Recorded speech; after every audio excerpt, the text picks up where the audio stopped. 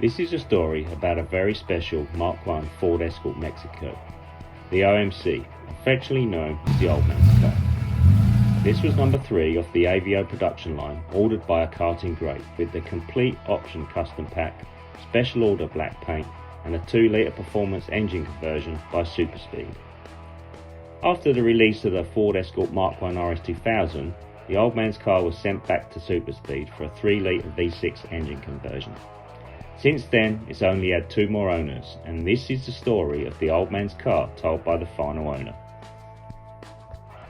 I first knew about the OMC Old Man's Car, the Escort. It was about 1973, 74. My brother's friend, my brother Richard, knew the Paul Raymond of Raymond Cars in Finchley. And then I saw Paul about 1973, 74, and he just was going into the UK karting championships. And I knew he was a good driver because I've been in his cars a few times and I know how good he was. And then he decided that year, 1974, was the year that he was going to go for the kart championship. He actually told us he was going to win it. And we all thought, yeah, he's got a good chance, but there were some good kart racers out there at that time. Story is he went out, done the karting, and he won the British Championship. And Ray, his dad, very nice fella, very, very knowledgeable. And as I say, they own Paul Raymond Cars, and lots of people in the area and all over the country basically went to him because they were the people to go to if you wanted an Escort, which was a little bit special. He wasn't such well known as the Yuri Savage or the Superspeeds, etc. But then when I went to see this car that Paul had got, I knew from that day on, I just fell in love with it. It was a beautiful black Escort Mexico Mark I. And as I walked closer to it, I could see this badge on the back of it, Superspeed, and I thought, what's that? So then Ray educated me on Superspeed.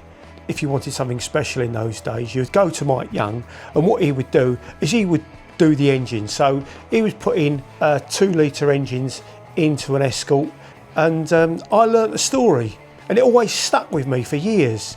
And one day, I thought, I really love that car, I couldn't afford it. Paul was telling me that he bought it off of a guy called Paul Devin, and they owned Davison Karts. They made karts in the 70s and the late 60s. Paul sold the car to Ray, so then Paul Burgess was giving it to him by his dad, Ray Burgess, as a present. Whether or not Paul paid money to it, suspecting Ray probably did make him pay a little bit because that's the way that Ray was. But it was a business at the end of the day, and this was a special car.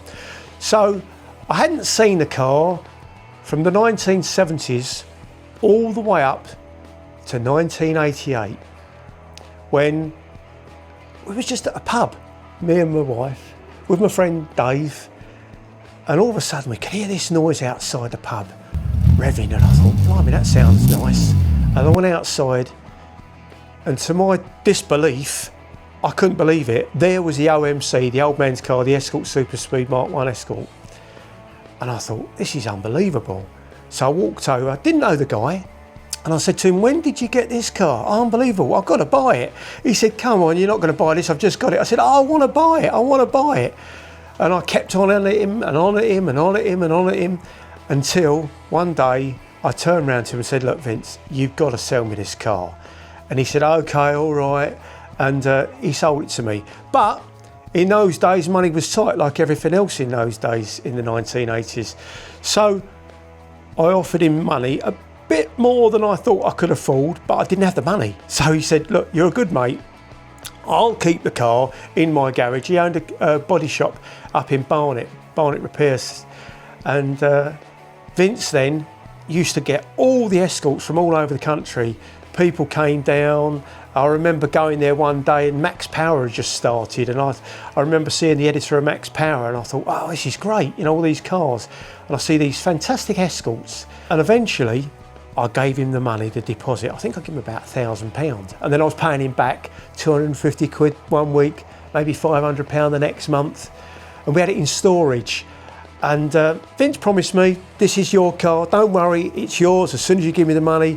I work for a local company, I walked the company, and the local cinema was being pulled down at that time.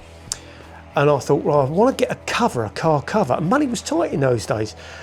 So I went to the local cinema and I got, from the local cinema, it was being pulled down, the curtains at the back of the cinema, and they were fireproof. They were literally about 1/4 inch thick. I went back to the workshop and Vince said, oh, what you bought now? I saw I was going to cover the car up. He said, oh, I've got a car cover. I said, no, I don't want a plastic car cover on it. I wanted something decent. So we put this, well, it was outside. It must have been about 30, 40 foot long by about 15 foot wide. We took the car out, put it back in, covered it over with these heavy duty fireproof curtains, and I thought I'll put another fire curtain on it because I was really panicking about the car. And then one day I was sitting at home and I got a phone call. Chris, I said, what's the matter, Vince? He said, I'm really sorry, mate. He said, the workshop's burned down. I went, oh no. But he said, don't worry. He said, believe it or not, the workshop's burnt down, but sitting in the corner was the OMC with all this great big thick fire curtains on, debris everywhere. There was a wooden girder that had fallen down on top of the roof of the car. A few weeks later, the fire brigade had gone. We had to stay there hosing it down. We went in and anticipation, I thought, oh, what are we going to do now? So we pulled the fire cover off, and the only damage on the car was the top of the Webasto sunroof had a little tiny tear. And I thought, oh, blimey, what am I going to do here? So Vince promised me that he'd get it sorted, polished up and everything working on it. We put an alarm on it. And he said, you know what? He said, I think there's something in the sunroof. So we pulled the sunroof and it had popper wells and they had a phone number on it. So I thought, I wonder. So I phoned up this phone number and it was a local number. And this guy answered the phone. And I said, I wonder if you can help me. I said, my name's Chris. I've got a black Escort. He said, stop you there. He said, son, he said, I know the car, the old man's car. I said, how the bloody hell did you know that? He said, I was told to go to Dagenham. He said, Paul had it shipped from Averley down to Dagenham, stayed there and it went to Superspeed where they put the 2 litre Superspeed engine in it. And then it was then taken back to Dagenham and then he said he went there and he fitted it. So basically it was factory fitted at Dagenham, although all the stories to tell you and all the AVO owners club said, oh no, there was no factory fitted sunroof, but this guy said he fitted it in the factory at Dagenham. So as far as I'm concerned, it's a factory fitted Webasto sunroof in the Dagenham workshop. So then I started to think to myself, what am I going to do with this car once it's been sorted? So this guy said, I can't drive, boy. He said, I'm in my 80s. I went round his house, knocked on his door, picked him up, took him down there and he had a great big box. And he said, you're not going to believe this. He said, this is probably the last Webasto sunroof that I have got left. He said, I still do a few. He said, but I can remember that car really well. He said, because everybody was laughing at the factory. He said, because I was quite old at the time. He said, and they were saying, the old man's car, working on the old man's car. Anyway, he fitted it. It took him about 4 hours to do. And I said to him, how much owe you? He said, son, I'm 82 years old. He said, I don't want any money. He said, do me a favour. He said, when you get a chance, come round my house and take me for a ride in the car. I said, I promise you that. I said, I'll do that. I said, but it won't be for a little while because I'm getting married next year and I've got to get the car done. He said, don't worry. I went round, knocked on his door and his daughter answered the door. And I said, I've come round, I forget the guy's name now. I come round to take, oh, I'm really sorry, he died 3 months earlier. So I was really disappointed, but I promised him I'd take him for a ride. So I said, look, I promised your dad I'd take him for a ride. Would you like to go for a ride? She said, yeah, I'd love that. We just went round the block and for a ride and she teared up a bit. And to be honest with you, I was a bit teary. But anyway, we went back, dropped her off and then had my wedding. And then I started to get into the car more. Find out a bit more about its history. Went and saw Ray Burgess, who still lived in Potters Bar and he was aging a bit, but asked him about the car. He was over the moon that I took him up to him and I took him for a ride and he was telling me stories about his son Paul and Vince and you know how Paul was. I said, well, I do know that. And then, so he was telling me about the 2 litre because Paul, being the British karting champion at that time, wanted something a bit special. So he then took the 2 litre Superspeed back to Mike Young's with his dad, Ray, and the story is that they took a brand new crated engine from the then Ford main Egertons in Finchley down to Superspeed, where Mike and Ray worked on the car, converted the engine to a 3-litre Superspeed, and as far as I'm aware, Ray has told me, or he did tell me, that it's the only 2-litre Superspeed and the only 3-litre Superspeed car to have an engine in it. This Ford is Escort, winner of the brutal Rome to Athens Acropolis Rally and the Saloon Car Championship of Europe. I'm not brilliant at cars. I might get things confused, but I started looking at the VIN plate and stuff, and then being very, very close friends with Vince, he was telling me that it's number 3. So number 3 off the production line, I thought, but it isn't number 3 off the production line. I've since found out that they make the VIN plates each year and then they're allocated to the cars. But I do know for a fact that at that time, it was the first black Mexico Mark 1 with a custom pack from AVO to be sprayed black. And I was told by Ray that it was an extra £620 to have done. Well, the car itself was, I think, about £1,500.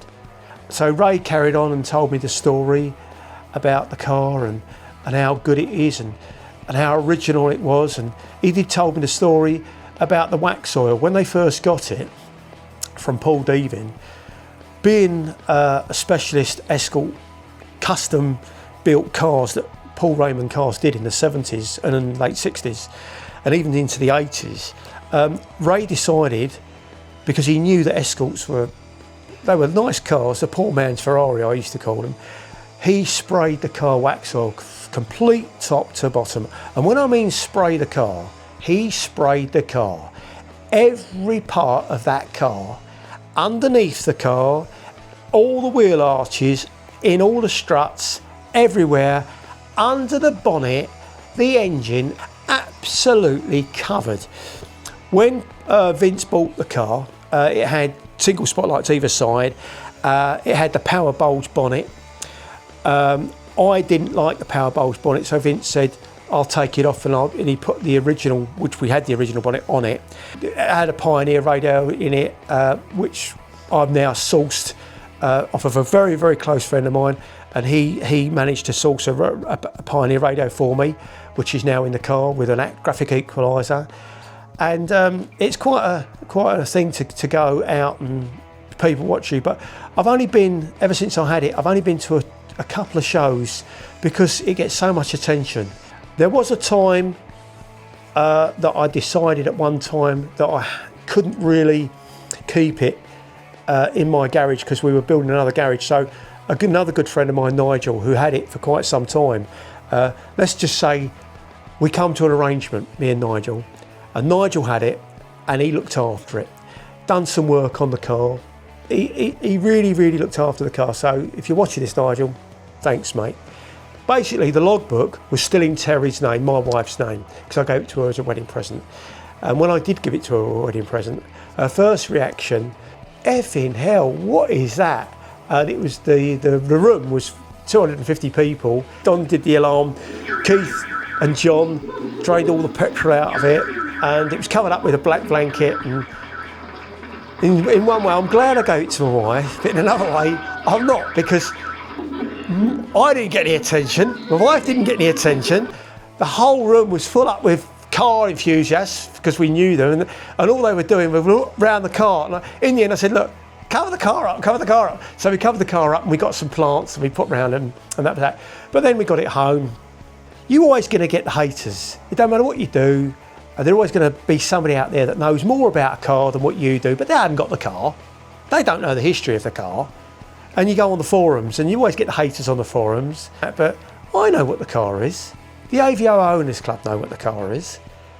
And there's documented evidence. What other car can you say that I've known from 1973 when it was delivered to right now, 2025? I bought it from my wife in 95 and I got married in 98. So Vince had it all that time. But we looked after it, and it's always been dry stored, only started up when on a regular basis. It's all original. The underneath, there's no rust, there's no welding. My other friend, Keith, who's I'd say is one of my closest friends, and thanks for Keith for helping me with the car, because I've got to be honest with you, we needed to sort the clutch out, because obviously the clutch being stored for a long time got stuck. So Keith helped me do the clutch, and you know, I can't thank Keith enough. Well done, mate. And Keith has known the car also from the 1970s. So what other provenance can I give anybody about a Superspeed Escort Mexico Mark 1 in black, custom pack, that has been owned by Paul Devin, great guy, great karter, Paul Burgess, UK champion, friend of my brother's and mine, and Ray Burgess, what a great fella he was. And so you've had Vince, and then me, or my wife. So 5 owners from new, wax oiled from new, history from new, everything as it was from the factory. The car today is a credit to Vince, a credit to Paul Devin, God bless him. The Devin family, thank you so much. I wish I could have met Paul Devin and showed him the car. I did try, but unfortunately Paul died, I think in 2016. God bless him and his family. I haven't seen Paul Burgess and Vince Burgess for a long time. Saw their dad, so Ray, you know, he's passed now, but what a great fella. And what history. Paul Raymond cars. Unfortunately now, I'm getting of an age where I want somebody else to share this story. I thought, and I'll be totally honest with you, I thought the way things are going with the Escorts, this is a special Escort. I only know of 3 Mark 1 Escorts, and my wife's one is the only black one. The story is a nice story. I'm doing this little documentary to try and say basically thank you to everybody that was involved in the car. And the biggest thank you is for Paul Devin, who went out and decided to get something special. But thanks to everybody, a special thanks to Vince. Been a long time friend of mine for a very, very long time. And if he wouldn't have sold it to me, and then I don't know what I'd have done, because I just wanted that car. Nobody ever owns a car. We're all caretakers of cars, but we're just ordinary people that don't know lots about cars. But what we do know is the car sitting in front of me is the only black Mark 1 Escort Mexico Superspeed in the world that is unrestored.